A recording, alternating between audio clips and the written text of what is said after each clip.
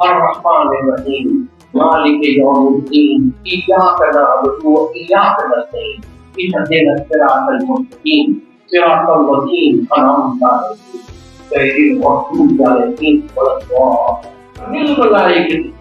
فرشتوں کو بتایا انی جاعل فی الارض مجھے زمین اور پھر ارضی خلیفہ ہوں مانا والا خلیفہ زمین اور کاٹ کرنا دیودتان کی ضرورت دینا سے زندگی بنتی ہے جنت بھی جہنم بھی. یہ باقی اپنی فطرت میں نہ نوری ہے نہ ناری تھوڑا دھیان رکھتے. پیغمبری श्रंग देती शेवटची पैगंबर या जगात अनेक पैगंबर आहेत. साऱ्या देशांमध्ये सर्व काळांमध्ये भाषा वेगळी असेल. ربی اشرح لي صدری ويسر لي امری واحلل عقدۃ من لسانی. میں بڑا متفق ہوں اور بڑا دلشاد ہوں کہ آج ہم کو پولیس محکمہ کو اور ہمارے برادران وطن کو آپ تمام کو یہ دعوت دی ہے. مسجد عبادت میں اللہ کے گھر میں ہمارے ایشور کے گھر میں ہم کو آج موقع ملا ہے اور اس طرح سے ہمارے بھائی عبادت کرتے ہیں نماز پڑھنے کے طریقہ دے دینا. اور میں شروع کروں گا اللہ کے نام سے میرے ایشور کے نام سے اور میں شروع کروں گا میرا بھی عبادت کا وقت ہے. میں شروع کروں گا میرے خلیفہ سے. دیواچیے داری उपासना रखी तेरे मुक्ति 40 आगे हरि मुखे मणा पुण्याची गणना कोण करे. असोनी संसारी जीवे देखू पडी वेदशास्त्रों या सदा ज्ञानदेव बने व्यासाची उपरे द्वारकेचे गाणं सांगतात. देवाची दारी देवाचं नाव द्या ही वेळ आहे इबादतची नमाजची तसंच हरिपाठाची. प्रत्येकाने आपापल्या मंदिरामध्ये मशिदीमध्ये गुरुद्वारामध्ये बुद्ध विहारामध्ये किंवा स्थानकामध्ये जाण्याची ही वेळ आहे आणि आपल्या परमेश्वराला आळवून त्याची प्रार्थना करून त्याचं ऋण आम्ही करू शकत नाही परंतु त्यांनी जो आमचा जन्मदाता आहे त्याचे आमचा अनंत उपकार आहे. त्यांनी आम्हाला माणसाच्या जन्माला घातलेला आहे. आम्हाला आश्रमूल मातृपाठ करून त्यांनी जन्माला घातलेला आहे. आम्ही सगळी पृथ्वी आमचे ताबे करून दिलेली आहे म्हणून त्याचे उपकार म्हणून हरिपाठ आणि أعوذ بالله من الشيطان الرجيم بسم الله الرحمن الرحيم الحمد لله رب العالمين الرحمن الرحيم مالك يوم الدين إياك نعبد وإياك نستعين اهدنا الصراط المستقيم صراط الذين أنعمت عليهم غير المغضوب عليهم ولا الضالين. سورہ فاتحہ پہلی سورہ قرآن کی. تو فرسٹ سورہ قرآن جس کو ہم قرآن کہتے ہیں جسے ساتھ آیتیں اور بسم اللہ الرحمن الرحیم الحمدللہ رب العالمین. الحمدللہ مجھے سبھی تعلیم کا اشارہ کیا ہے जो रब म्हणजे देव कुल म्हणजेचा आलम म्हणजे जग आलमी म्हणजे जग सगळ्या जगांचा तो ईश्वर आहे त्याची ही तारीफ आहे आणि त्याच्या मी करतो आहे. अल्हम्दुलिल्लाह रब्बिल आलमीन अर्रहमान जो बहुत रहमान और रहीम जिसकी रहमतें मुसलसल जारी जिस तरह बारिश देती है वो इतना दयावान है। अक्सर कहते कि अल्लाह ताला 70 माओं की हिम्मत करता है म्हणून तो इतना दयावान आहे। आणि त्याचप्रमाणे ज्ञानेश्वर माऊली म्हणते हा विश्वांचा देव अल्लाह, आणि आपले ज्ञानेश्वर माऊली म्हणते आता विश्वास मोठी देवी, आता विश्वाचे देवा पसायदानामध्ये येणे वागरणे तोषावे तोषोनी पद द्यावे पसायदाना। मी जो प्रपंच लिहिलेला आहे गीतेवरती तुझा लिहिलेला आहे ते बघून ते वाचून तू आनंद देऊन मला आशीर्वाद दे। आशीर्वाद कशाला? सगळ्या मानवजातीसाठी। तसाच हजरत मोहम्मद सल्लल्लाहु अलैहि वसल्लम यांनी परमेश्वराला अल्लाहला मोहम्मद पैगंबराला मोहम्मद हबीब म्हणजे प्यारा।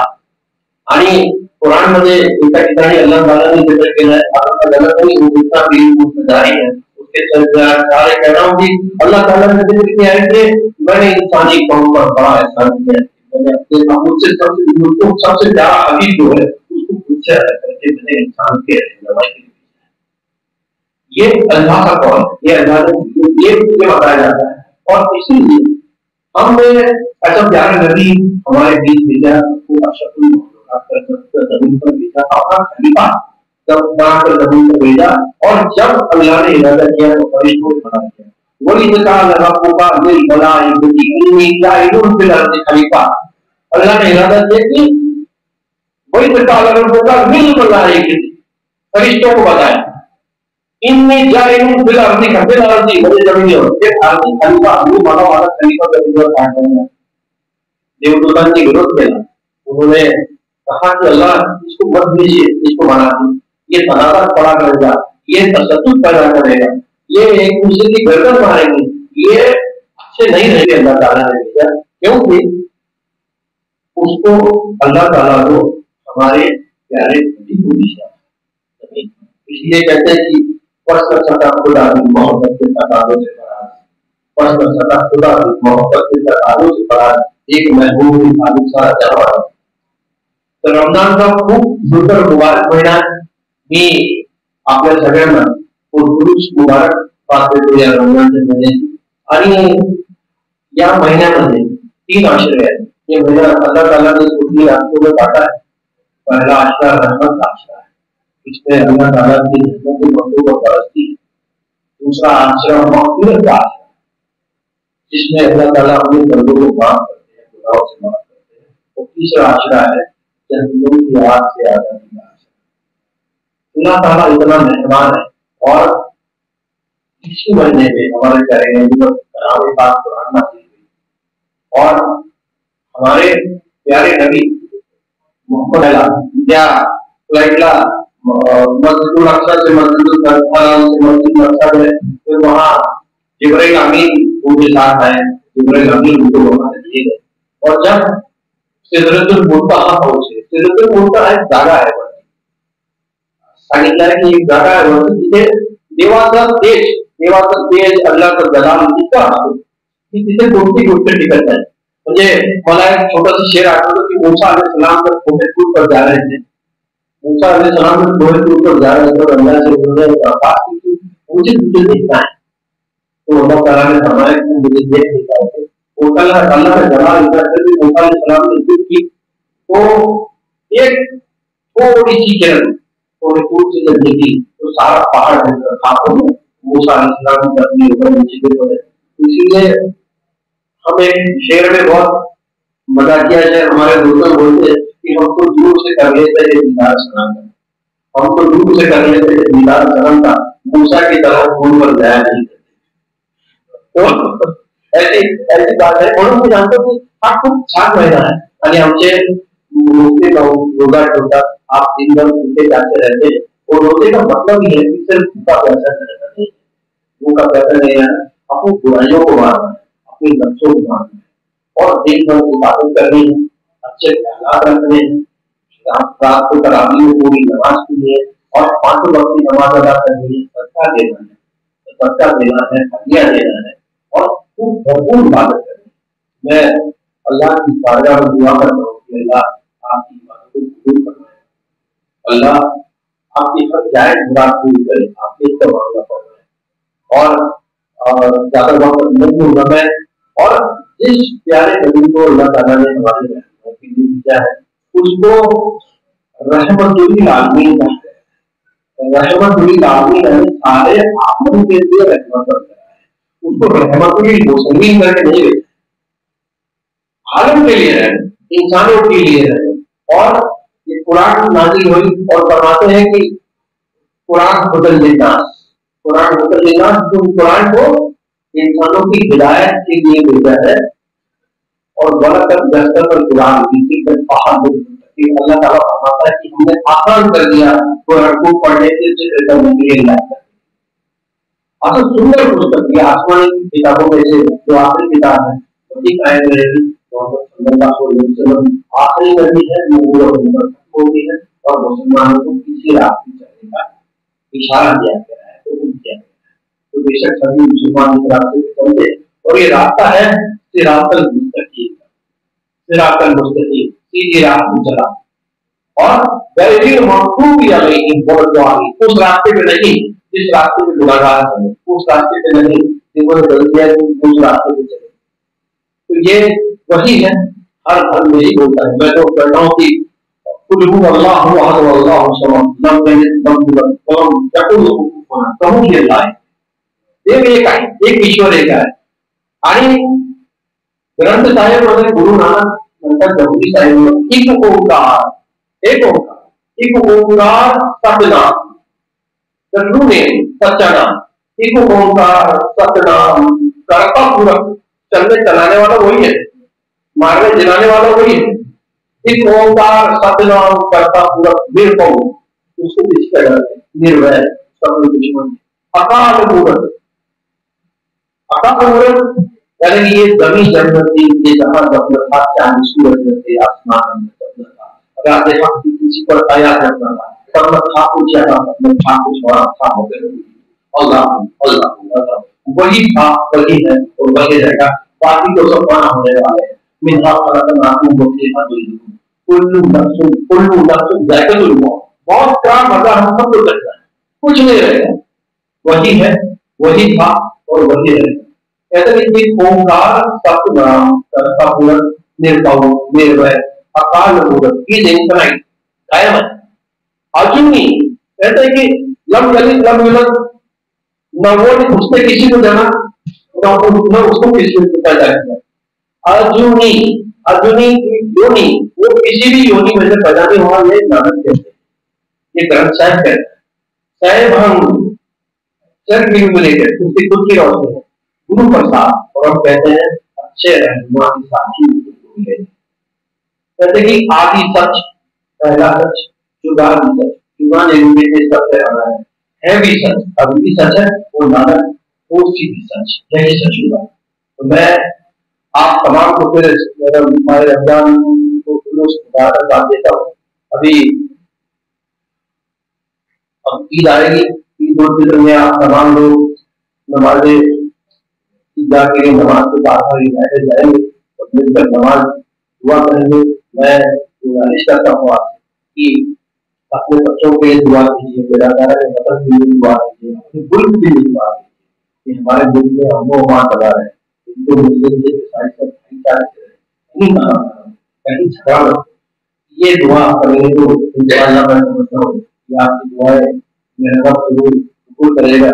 और जब भी बंदा नमाज़ ईद अदा करके बारगाह इलाही से निकलता है तो अल्लाह ताला बंदों से फरमाते हैं मेरे बंदों ने मेरा हक अदा कर दिया, मेरे बंदों ने मेरा हक अदा कर दिया और मेरे मैं दुआ करूंगा अल्लाह की बात कि अल्लाह आपकी हर चाहे मुराद पूरी करे, आपके का मामला करना है, सारी जिम्मेदारी आपको खुश रखे, आपके बच्चे अहले खाना को खुश रखे, आपके बुजुर्गों को खुश रखे, जो बीमार है उनको शफा दे, इनको पानी दे, चारा दे, और जितने भी मुस्लिम हैं, माजूर हैं, अंधे हैं, अपाहिज हैं, उनकी सबकी मदद करेंगे। फिर मैं शुक्रिया अदा करता हूँ और अपनी बात भी बताता हूँ। बहुत बहुत शुक्रिया। तो आप सलामती व इस्लाम वटवृक्षी लिमा कोणी तू वदलता रघुना वरपुटता ईश्वरा हा चंद्र अखिल मानव जातीसाठी अमृतमानचा चंद्र ठरू, अमनचा शांतीचा चंद्र ठरू, सलामतीचा चंद्र ठरू, अखिल मानव जातीला सद्बुद्धी दे, तौफीक दे की सर्वांनी जो मार्ग सन्मार्ग तुला आवडतो त्यावर चालावं, ती कर्म करावी जी तुला प्रिय आहे.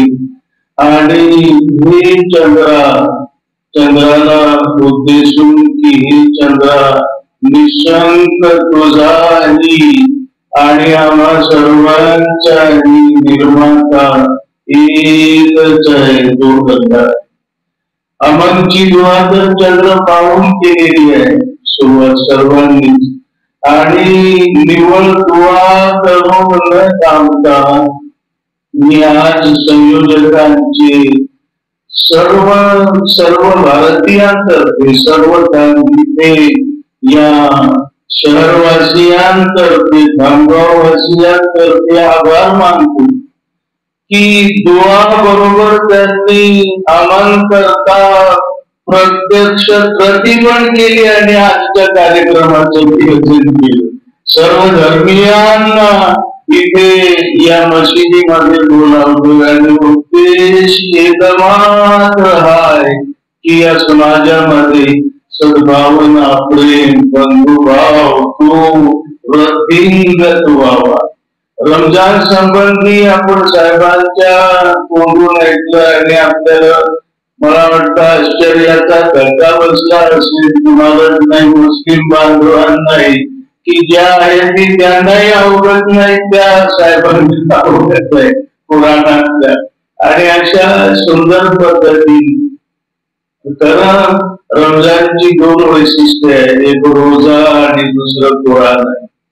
रोजा संबंधी आपल्याला माहिती आहे की बहुधा आमचे इतर धर्मीय बांधव म्हणतात मुसलमानांचा रोजा खूप हार्ड असतो, म्हणजे पहाटेपासून संध्याकाळपर्यंत पाण्याचा थेंब देखील घशाखाली जाऊ द्यायचा नाही. ते ठीक आहे, खाणं पाणी वगैरे, पण जो उद्देश आहे जो साहेबांनी आपल्या सर्वांसमोर ठेवला तो निव्वळ उपाशी तापाशी राहणं नाही.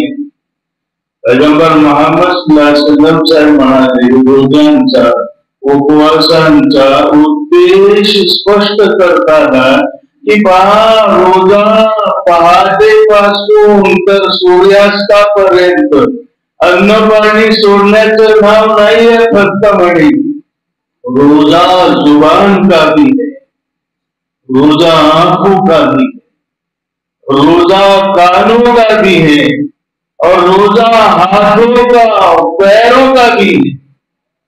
हे तुम्हाला विशेष वाटेल हा उपवास. जरा हा उपवास तर माहिती आहे फराळाचं खायचं, बाकी काय खायचं नाही, पण जिभेचा, डोळ्यांचा, कानांचा, हातापायांचा उपवास काय.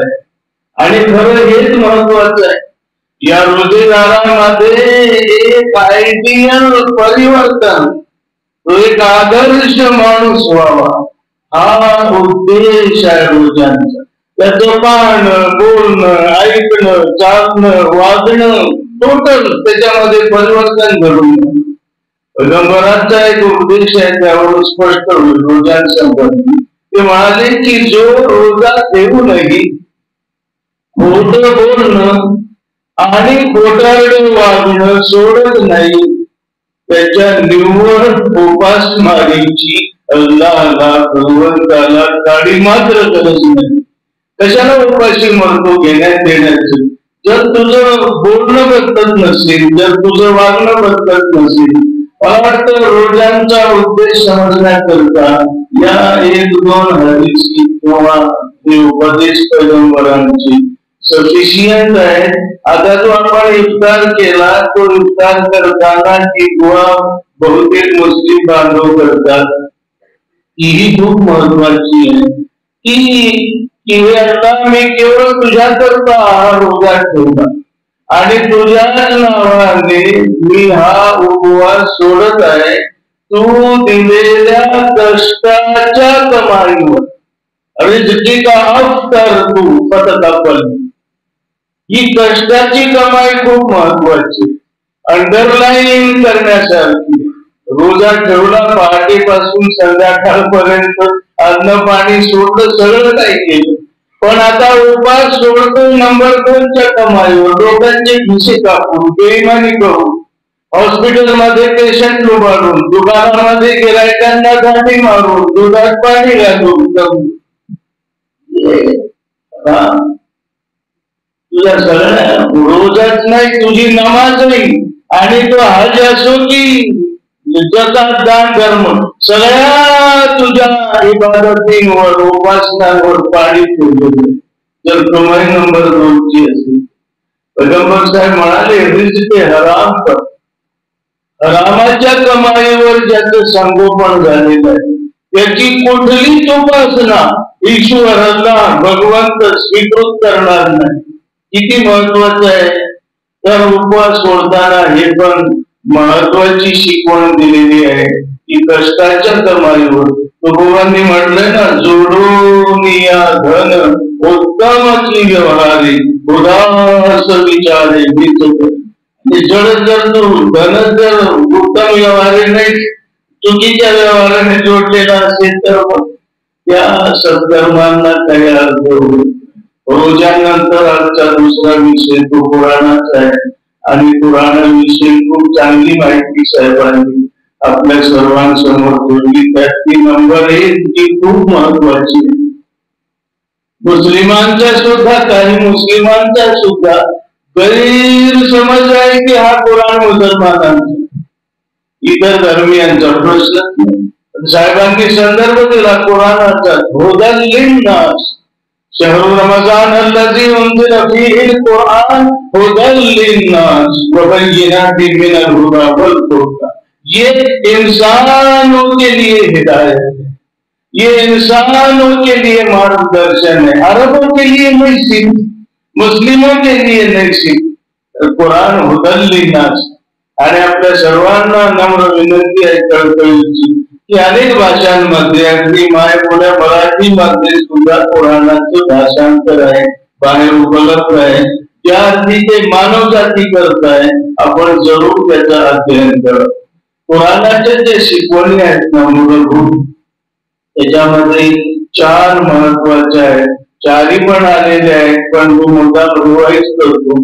पहिली शिकवण जी आहे ती कॉन्सेप्ट ऑफ वन गॉड. या साऱ्या सकल चराचर सृष्टीचा निर्माता, शासक, मालक, चालक, पालनहार एक आहे, एकच आहे, सकल चराचर सृष्टी. आणि आता सर्वांना जवळपास मान्य आहे. मी एक डॉक्टर आहे साहेब. छोटी मुलं येतात ना, त्या मुलाला म्हणतो, एका मुलाला काय सुंदर डोळे आहेत तुझे, मम्मीने दिली का पप्पाने? डॉक्टर साहेब मम्मीने पण नाही दिली, पप्पाने पण नाही दिली, मग कोणी दिलेले? देवाने दिली. देवाने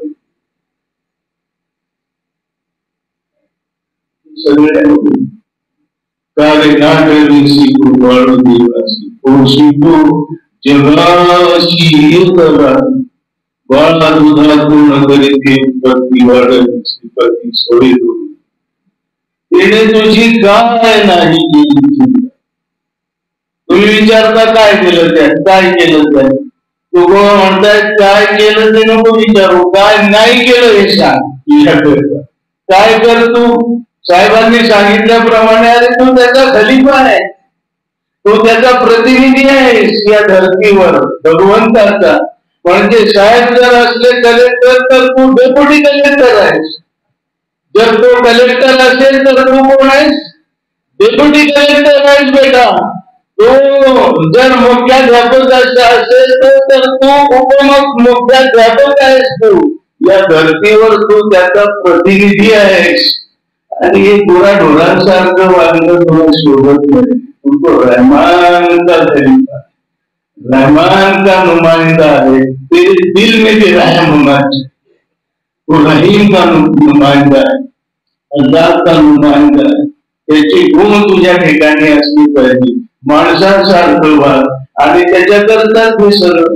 तर एका अल्लाची, एका ईश्वराची ओळख पण तुकोबा खंतही व्यक्त करतात. तुकोबा म्हणतात, तुका म्हणे कैसे आंधळे हे जग गेले विसरून खऱ्या देवा. खऱ्या देवाची ओळख राहिली नाही. राम मुसलमानांचा नाही, हिंदूंचा आहे, आणि अल्लाह हिंदूंचा नाही, मुसलमानांचा आहे. हा अमक्या समाजाचा आहे, तो अमक्या समाजाचा आहे. जेवढे समाज तेवढे देव, देवाची वाट. अरे तो तर एक आहे, सगळ्यांचं म्हणणं आहे. तर ही तौहीद एकाईश्वराची ओळख पुराणाचा मूलभूत संदेश आहे. त्यानंतर आणखी जे 3 संदेश आहेत त्याच्यामध्ये खूप महत्वाचा, ज्याची आज गरज आहे, तो हा आहे की या धर्तीवरची सारी माणसं एकाच माता पित्याची संतान आहे. या युहन्नास इन्ना खलकनाकुम मिन ज़करिन व उन्सा, हे इंसानो, ओ ह्यूमन बीइंग्स, हे सकल मानवांनो ऐका, भगवंताचं म्हणणं, मी तुम्हा सर्वांना निर्माण केलेलं आहे एकच पुरुष आणि एकाच स्त्रीपासून. याचा अर्थ काय? तुम्ही एकाच जोडप्याची संतती आहात, एकाच माय बापाची लेकरं आहात. मग आपले पप्पा आणि आपली मम्मी जर एकच असेल तर आपण कोण आहोत ना?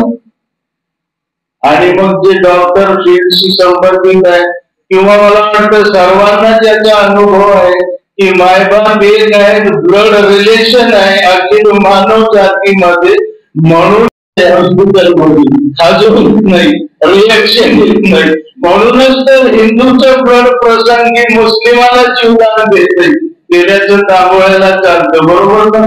दलित बांधवांचा रंग ब्राह्मण रुग्णाला चालतो आणि रिएक्शन येत नाही, जीवदान.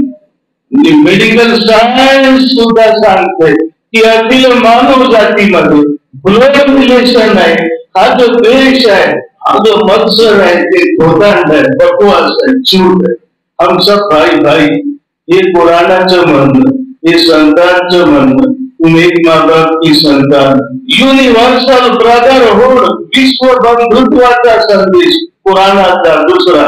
आणि आणखी 2 संदेश आहेत. एक खूप महत्वाचा आहे, ज्याचा उल्लेख साहेबांनी केला की आपण सर्व इथे आहोत सदा सर्वदा राहण्याकरता. मृत्यू अटळ आहे, काळ्या दगडावरची हे, नफसी जायकातून मौत, नाशिवंत देह जाणार सगळं, आयुष्य धातुकाळ असावं. सर्वांना जायचे, क्लास 1 असो नाही तर क्लास 4 असो, हातगाडीवाला असो, रिक्षावाला नाही तर कोणी विमानात फिरणारा असो, प्रत्येकाला जायचं. आणि हे जीवन एक एक्झाम आहे, प्रत्येकाची एक्झाम आहे. डॉक्टरांची पण एक्झाम आहे आणि पेशंटची पण एक्झाम आहे, श्रीमंतांची पण एक्झाम आहे, गरिबांची पण एक्झाम आहे. या एक्झाम मध्ये उत्तीर्ण कोण होतील? खूप मोठा गैरसमज झाला लोकांचा. त्यांना असा समज झाला काय की कोणास पैशावाले उत्तीर्ण होते म्हणून लोक पैसा करतात, पागल झाले. रात्रंदिवस पैशाच्या मागे आहेत, पिसाळलेली आहेत, जशी जनावर पिसाळतात. एकच होते जीवनाचा, सकाळपासून संध्याकाळपर्यंत, येऊ द्या येऊ द्या, और चाहिए. अरे कुठपर्यंत? कुठेतरी त्याला मर्यादा नाही, ते बरोबर येणार नाही. खूप सुंदर पैगंबरांचा एक उपदेश आहे. पैगंबर साहेब म्हणाले, या माणसाला अख्खा डोंगर गोल्डन दिला, सोन्याचा दिला. तर नुसती कल्पनाच करा, डोंगर आणि तो कशाचा? दगडा धोंड्याचा नाही, सोन्याचा, गोल्डन माणसाला दिला. आणि त्याला विचारलं, बस ठीक आहे, अभी समाधानी? पैगंबरांचंच म्हणणं आहे, वो कहेगा ते नाही, और मिल जाए तो अच्छा है. अजून एक मिळालं तर बरोबर, त्या बोकांडी घेऊन जाणार आहे. पैगंबर साहेबच म्हणाले नाही, याचं पोट कधी भरेल? जब मिट्टी इससे मुंह में जाए. गोल्डन डोंगर भेटूनही कोण बघत नाही, इसका पेट तो बस मिट्टी ही से भरेगा, पैगंबरांचं म्हणणं आहे. म्हणजे काय, हा जो उभा आहे आणि आडवा होईना 4 माणसं घेऊन निघतील या कब्रस्थानात जातील, कबर नावाच्या खड्ड्यात चुरून मरून माती लागतील. ती माती जेव्हा याच्या तोंडात जाईल तब जाकर इसका पेट भरेगा. मरेपर्यंत घोटाळे आणि जायचे नाही. काय बरोबर येणार आहे, जे कर्म बरोबर येतील. अधिक वेळ नाही, पण पैगंबरांचा सुंदर उपदेश आहे. म्हणाले की जनाजा जब निकलता है 3 बातें साथ में चलती. एक प्रॉपर्टीचा काही भाग, नंबर 2 नातेवाईकात हितचिंतक मित्र, आणि नंबर 3 तुझे कर्म. या तिन्हीपैकी पहिल्या 2 गोष्टींना मर्यादा आहे. पैगंबर साहेब म्हणाले ही स्विस बँक मध्ये डिपॉझिट केलेली प्रॉपर्टी आहे ना बेटा, मरण का एकदा आलंय, कोरोनात ही वारसांचं एक दमडी तुझ्या बरोबर येणार येथील आपलेष्ट नाही असं नाही. कोरोना तर ते पण नाही आली, अशी पण परिस्थिती होऊ शकते, पण येतील ते. आणि कबर नावाच्या खड्ड्यात तुला दफन करेपर्यंत बांधतील, दुआ करतील, प्रार्थना करतील, श्रद्धांजली अर्पण करतील, 2 अश्रू काढतील, औषधे घ्यायची, साथीने ऐकतील. राहिली प्रॉपर्टी माग, गेले आपतेष्ट माग मित्र. तिसरी जी गोष्ट आहे जिचं नाव आहे कर्म, अमल. पैगंबर साहेबांचं म्हणणं आहे हा तुझा खरा शब्द आहे. हे जर चांगले असते तर पलीकडे चांगलं आहे, हे जर वाईट असले तर पलीकडे हे बरोबर येणार आहे. कर्म बरोबर, अमल साथ में आने वाले, सारे जहां से अच्छा हे गीत दिलं ना इक्बाल साहेबांनी. त्यांनी म्हटलंय अमल से जिंदगी बनती है जन्नत की जहन्नुम की, ये खाकी अपनी फितरत में न नूरी है न नारी. जन्मजातच नांदर स्वर्गवासी म्हणून तुला जन्माला घातलं, ना नरकवासी म्हणून. आचार विचारांचं स्वातंत्र्य देऊन तुला जन्माला घातलेलं आहे. वाढ जसं वागायचं असेल तसं, आणि बनव स्वतःला. जन्नती बनव, नाहीतर जहन्नुमी बनव. कारण मृत्यू अटळ आहे, सर्वांना या जगातून जायचे. आजच्या वातावरणाला संदर्भ समोर ठेवून मी असं म्हणेन की हा जन्म जो आहे ना तो देश पसरवण्याकरता, आज लावण्याकरता नाही, तर माणसं जोडण्याकरता, सद्भावना निर्माण करण्याकरता. या ठिकाणी साहेबांना माहिती आहे, पण मुद्दाम संदर्भ देतो. ज्या इब्राहिमचा त्यांनी संदर्भ दिलाय, खूप महान हस्ती, पॉझिटिव्ह कष्टाची पैगंबर, तत्कालीन. आणि एका जालिम राजाने त्यांना जिवंत जाळण्याची शिक्षा दिली. अग्नी भडकावला गेला भयंकर, आणि छोटासा जीव, चिमणी, चिवताई आपल्या चोचीत एक पाणी आणून टाकत होती ज्वालेमध्ये भडकलेल्या अग्नी. कोणीतरी 1.5 शहाण्यानं हे पाहून आश्चर्यानं त्याला विचारलं, म्हटला पण हे डोकं तर नाही ठेवलं तुझं, आहे का नाही डोकं ठिकाणावर, पागल तर नाही झालीस? हा एवढा भयंकर अग्नी आणि तुझं हे पाणी, काय फरक पडणार आहे त्याने? ती चिवताई मोठ्या कॉन्फिडन्स त्याला म्हणाली की मला माहिती आहे 1.5 शहाण्या, माझ्या एक थेंब पाण्याने हा अग्नी विझणार नाही, पण उद्या जेव्हा मी भगवंतासमोर, अल्लाहसमोर उभी टाकेल ना, तेव्हा माझं नाव आग लावणाऱ्यांमध्ये नाही, आग विझवणाऱ्यांच्या लिस्टमध्ये समाविष्ट केले जाते. आणि आजचा जो कार्यक्रम आहे तो खरा आग विझवण्याचा आहे. आज जो द्वेषाचा भडका या देशात होतो पाहतो, सर्वांनी आवर्जून कळकळीने सांगितलं की ईदगावर दुआ करा की या भारतात, या देशामध्ये सद्भावना, प्रेम, बंधुभाव वृद्धिंगत व्हावा. त्याच्यात करता हा प्रयत्न आहे. मृत्यू अटळ. पुराणाचं म्हणणं आहे की आग लावणाऱ्यांचा आणि आग विझवणाऱ्यांचा परिणाम एकसारखा कदाचित नाही. आग लावणाऱ्यांचा रिझल्ट वेगळा लागेल, आग विझवणाऱ्यांचा रिझल्ट वेगळा लागेल. आखिरत म्हणून संपूर्ण पुराणात मोहम्मद जीवन मृत्यू पलीकडे जीवन आहे. आणि शेवटचं पुराणाचं म्हणणं आहे म्हणजे पैगंबरांचा उल्लेख केला. शेवटी साहेबांनी पैगंबर मोहम्मद सल्लल्लाहु अलैहि वसल्लम, बंधूंनो, पैगंबर मोहम्मद सल्लल्लाहु अलैहि वसल्लम हे या जगातले एकमेव पैगंबर नाही. एवढं ध्यानात ठेवा. पैगंबरी श्रंखलेतील शेवटचे पैगंबर आहे. या जगात अनेक पैगंबर आहेत. साऱ्या देशांमध्ये, सर्व काळांमध्ये भाषा वेगळी असेल, काळ वेगळा असेल, देश वेगळा असेल, समाज वेगळा असेल, पैगंबरही वेगळा असेल, पण पैगाम मात्र वेगळा नव्हता. पैगाम साऱ्या पैगंबरांचा एकच एक होता आणि तो माणसाला त्याच्या जीवनाचा उद्देश समजावून सांगणारा, निर्मात्याची ओळख करून देणारा आणि खरं जीवनाचं सार्थक करणारा असा मार्ग दाखवणारा. या काही गोष्टी प्रस्तुत प्रसंगी मी आपल्या सर्वांसमोर ठेवलेल्या आहेत. मी आपणा सर्वांचे मनपूर्वक आभार मानतो आणि कळकळीची विनंती करतो की आपण प्रार्थना केली पाहिजे. राष्ट्रसंत तुकडोजी महाराजांनी प्रार्थना केली, या भारतात बंधुभाव नित्य वसुधी देवरची असावी.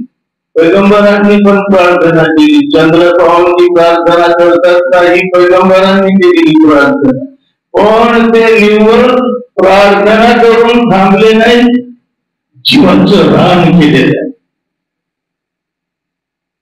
या भारतात बंधुभाव आणण्याकरता प्रयत्नांची पराकाष्ठा केली, सर्वस्व पणाला लावलेला आहे. आणि आपण निवड मशिदीत प्रार्थना करू आणि प्रयत्नांच्या नावाने मात्र बोबा होऊ, त्याला काय अर्थ आहे का? त्याने काय हासिल होईल का? काय हासिल होणार नाही. तुम्ही जर पेरणार नसाल आणि इथं मौलानाला सांगता की मौलाना माझ्या शेतात खूप चांगलं पीक पाणी अशी दुआ कर, मौलाना म्हणलं पेरणी केली का? नाही, पेरणी बिरणी काय नाही केली, दुआ कर. मौलाना तोंडात माझी रोड पाठी, मला अगोदर जा पेरणी कर आणि मग मला सांग की पीक पाणी चांगलं येऊ दे म्हणून. करतो. पेशंट आजारी आहे, मौलाना महाराजांना सांगतो जरा प्रार्थना करा, मग पेशंटला गुण यावा म्हणून. पण विचारलं पेशंट कुठं आहे म्हणून, आपलं कुठं आहे म्हणजे घरात आहे. अरे घरात बोलणं ठेवलं, मला काय प्रार्थना करायला सांगतो? त्याला दवाखान्यात नाही, त्याचे इन्व्हेस्टिगेशन कर, त्याचा उपचार कर, मग प्रार्थना. म्हणजे त्या दुआला प्रयत्नांची जोड महत्वाची आहे. आपण जर प्रयत्न केले नाही आणि निव्वळ प्रार्थना म्हणत राहिलो की भारतात बंधुभाव नित्य वसुधी, त्याच्यामुळं बंधुभाव वसणार नाही. प्रयत्न आपल्याला करावे लागतील. तर हे प्रयत्नही आपण करूया. आज खूप आनंदाची गोष्ट आहे की अजूनही परिस्थिती एवढी वाऱ्याला गेलेली नाही.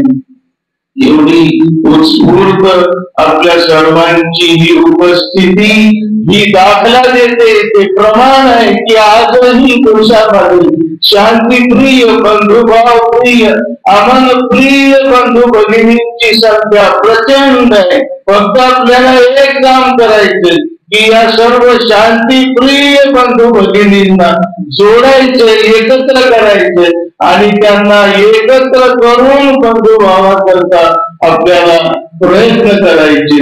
मी शेवटी तुम्हाला एकच महत्वाचं सांगतो, पैगंबरांचं सुद्धा हेच म्हणणं आहे. त्यांनी अखिल मानवी समाजाला एकाच नौकेतील प्रवाशांची उपमा दिली. आपण सर्व एकाच नौकेतील प्रवासी आहोत. काही मुठभर माथे फिरवलो, नौकेच्या तळात छेद घ्यायच्या प्रयत्नात आहे आणि बाकी सगळे शून्य मंडळी आपापल्या आसनांवर शांत बसून हा तमाशा पाहत आहे. पैगंबरांचं म्हणणं आहे की वेदांनो याद राखा, हे तुमचं निश्चिंत बसून राहणं कदापि योग्य नाही. ज्या क्षणी हे मुठभर लोक नौकेच्या तळात छेद घेतील, समुद्राचं पाणी नौकेत येईल आणि नौका गर्भ होईल, ती केवळ त्या मुठभर लोकांना घेऊन नाही तर या नौकेत जेवढे म्हणून प्रवासी आहेत सर्वांना गटांगळ्या घालाव्या लागतील, सर्वांना जलसमाधी लागेल, बरोबर ना? आज भारतीय समाज रूपी नौका जवळपास विनाशाच्या उंबरठ्यावर उभी आहे. मुठभर लोक आहेत जी اللهم لك الحمد حمدا كثيرا طيبا مباركا فيه يا رب لك الحمد كما ينبغي لجلال ملكك وعظيم سلطانك. مالک ہم سب کو تیرا سب کا دان بنا دے. مالک ہم سب کے دل میں خواجہ. مالک ہم سب کو ایسا بندہ بنا دے, ایسا سچا پکا دان بنا دے جس پر آپ کو دیا آتی ہو, جس پر آپ کو رحم آتا ہو. ہم کو سرو مارگ پر چلا, اس مارگ پر چلا جس مارگ پر چل کر تیرے سچے پکے بندے کامیاب ہوئے ہیں, اور اس مارگ سے بچا لے اس مارگ کے چلنے پر غضب نازل ہوا ہے اور وہ سچائی کے مارگ سے بچ گئے ہیں. مالک اس کاری کے کرنے میں جن لوگوں نے حصہ لیا ہے, جن لوگوں نے اس میں کام کیا ہے, جس بھی لائن سے محبت کی نگاہ سے دیکھا ہے, ان کو ان کی نسل قیامت سچائی کے مارگ پر چلا دیجیے. مالک یہ تیرے مانوں کو یہ ایک دوسرے کو پریم سے جوڑنے کا کام ہے, اس میں ہر ایک کو حصہ لینے کی توفیق اور انومتی دے دے. مالک ہمارے دیش پر شانتی ہو, انتی ہو, ہر ایک میں پریم ہو, ہر ایک کے دل میں سدبھاونا من قائم ہو جائے, ایسے کاریہ کرنے کی ہم کو اچھا دے دے. ہم تو اس سے ایسے سوال کرتے ہیں, اس سے بھیک مانگتے ہیں کہ ہم کو تیرے سوا کسی اور کا بھکاری نہ بنا, ہم کو تیرے سامنے مانگنے والا بنا دے. مالک ہم سب کو ہمیشہ کی نرک سے بچا لے, یہاں کی نرک سے بچا, مرنے کی بات نرک سے بچا لے. وہ لوگ جو ہاسپٹلوں میں بھرتی ہے پریشان ہیں, اے اللہ ان کے پاس پیسے نہیں ہے, اپنے فضل و کرم سے ان کی خیر کے فیصلے فرما دے, ان کو اپنے گھر والوں سے ملوا دے. جو قرضوں میں ڈوبے ہوئے ہیں, پریشان ہے, رحمان خدا مالک اپنے فضل و کرم سے بہترین انتظامات فرما دے. آنے والی عید کو بہترین عید بنا دے. ہمارے برادران وطن کو, ہمارے خون کے رشتے کے بھائیوں کو سچائی کے راستے پر ہم سب کو ساتھ میں لے کر لا الہ الا اللہ محمد رسول اللہ صلی اللہ علیہ وسلم ہر ایک کلمے کا شہادت وعدہ ہو جائے, جنت کے راستے پر ہو جائے, جہنم کی نرک سے بچ جائے. مالک ہماری اس پرارتھنا کو اپنی بارگاہ میں قبول فرما لے. اور صلی اللہ تعالی علی خیر خلق محمد وعلی آلہ واصحابہ اجمعین آمین برحمتک یا ارحم الراحمین والحمد للہ رب العالمین.